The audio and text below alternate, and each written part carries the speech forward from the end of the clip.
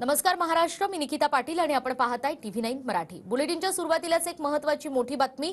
कुणबी नोंदी नसलेल्यांसाठी स्वतंत्र मराठा आरक्षण असेल अशी घोषणा मुख्यमंत्री एकनाथ शिंदे यांनी केलेली आहे आणि कुणबी नोंदी असलेल्यांना ओबीसीतून आरक्षण मिळेल, त्यांना स्वतंत्र आरक्षण नाही असं सुद्धा मुख्यमंत्री एकनाथ शिंदे यांनी आपल्या आजच्या पत्रकार परिषदेत म्हटलं।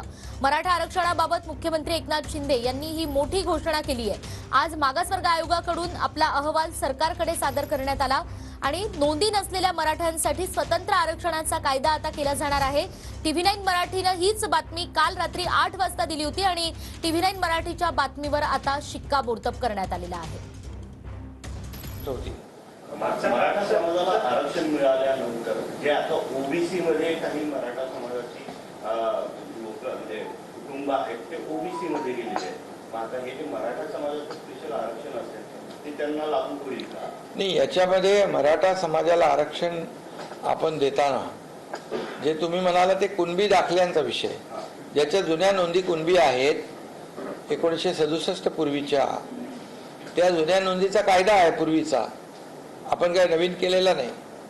आणि त्याप्रमाणे जुन्या नोंदी ज्या आहेत त्याचा वेगळा नियम आहे, कायदा आहे। आता हे मराठा आरक्षण जे आहे हे आरक्षण पूर्णपणे ज्यांना कुठल्याही नोंदी नाहीत आणि जे आपण पूर्वी मराठा समाजाला आरक्षण दिलं होतं त्याप्रमाणे हे आरक्षण देण्याचा निर्णय सरकारने घेतलेला आहे।